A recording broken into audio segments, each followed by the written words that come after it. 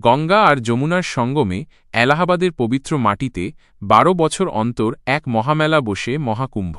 লক্ষ লক্ষ পুণ্যার্থী, সাধু সন্ন্যাসী আর কৌতূহলী মানুষের ঢল নামে এই মেলায়। আধ্যাত্মিকতার এক অকল্পনীয় মিলনক্ষেত্র, যেখানে বিশ্বাস আর ভক্তির স্রোতে ভেসে যায় সবকিছু। কিন্তু এই বিশাল জনসমুদ্রের গভীরে লুকিয়ে থাকতে পারে এক গাঢ় অন্ধকার, যা হয়তো অনেকের অগোচরেই থেকে যায়। আমি রিয়া, একজন সাংবাদিক। বছর কয়েক আগে আমার অফিসের অ্যাসাইনমেন্ট ছিল মহাকুম্ভের ওপর একটা বিশেষ প্রতিবেদন তৈরি করা। আমি বরাবরই অধিভৌতিক আর রহস্যময় ঘটনার প্রতি আকৃষ্ট ছিলাম। মহাকুম্ভের ইতিহাস আর লোককথায় কিছু এমন কাহিনী শুনেছিলাম যা আমার কৌতূহল আরও বাড়িয়ে দিয়েছিল। তাই আমি সিদ্ধান্ত নিলাম, শুধু আনুষ্ঠানিক খবর নয়, আমি এই মেলার অন্ধকার দিকটাও তুলে ধরব। এলাহাবাদ পৌঁছে আমি প্রথমে মেলা প্রাঙ্গণে ঘুরতে লাগলাম। কোথাও বাউলদের গান, কোথাও নাগা সাধুদের অদ্ভুত দর্শন, কোথাও আবার তীর্থযাত্রীদের কোলাহল। একদিকে যেমন ছিল আধ্যাত্মিকতার এক উজ্জ্বল আভা, অন্যদিকে তেমনই ছিল এক অজানা উদ্বেগ, যা আমাকে কুঁড়ে কুঁড়ে খাচ্ছিল।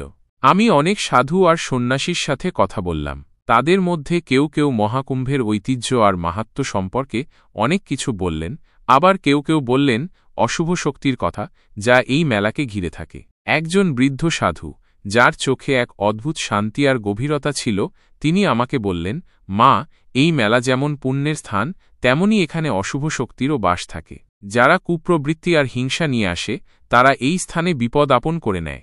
সাধুর কথাগুলো আমাকে আরও বেশি সতর্ক করে তুলল।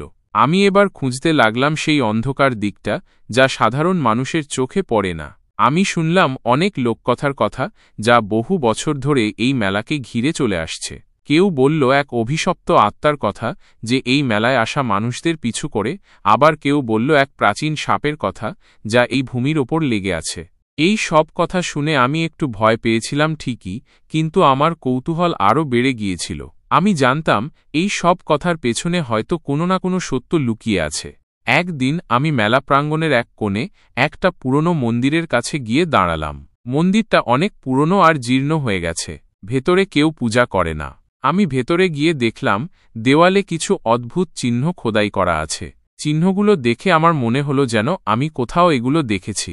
আমি আরও কিছুক্ষণ মন্দিরের ভেতরে ঘুরলাম। তারপর হঠাৎ আমার চোখে পড়ল একটা পুরনো বই। বইটা ধুলোয় ঢাকা ছিল আর অনেক পাতা ছিঁড়ে গেছে। আমি বইটা তুলে নিলাম আর যত্ন করে ধুলো ঝাড়লাম। বইটার ভেতরে কিছু অদ্ভুত মন্ত্র আর শ্লোক লেখা ছিল, আর ছিল কিছু ভয়ঙ্কর ছবি।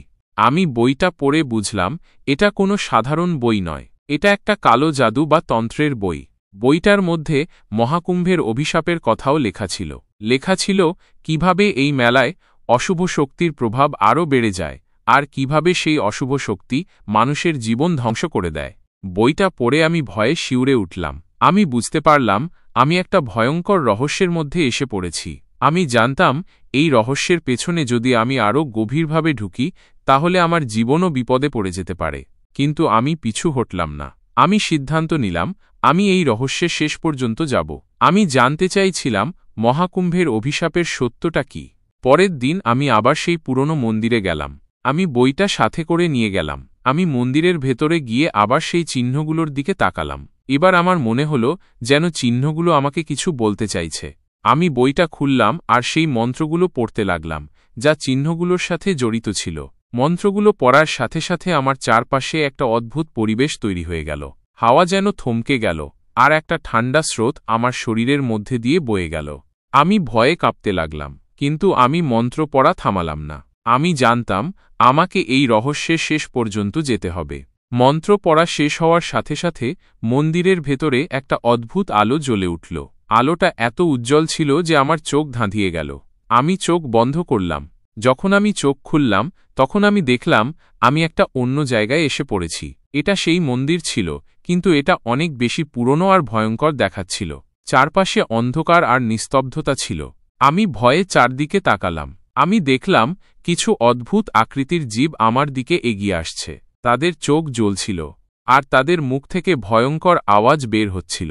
আমি জানতাম এরা সেই অশুভ শক্তির প্রতিনিধি। এরা আমাকে মারতে এসেছে। আমি পালাতে চেষ্টা করলাম, কিন্তু আমি পারলাম না। তারা আমাকে ঘিরে ফেলল। আমি জানতাম আমার শেষ সময় এসে গেছে। তারপর কি হয়েছিল আমি জানি না। আমি জ্ঞান হারিয়েছিলাম। যখন আমি জ্ঞান ফিরে পেলাম তখন আমি দেখলাম আমি সেই পুরনো মন্দিরে শুয়ে আছি। আমার চারপাশে কেউ নেই, শুধু সেই বই।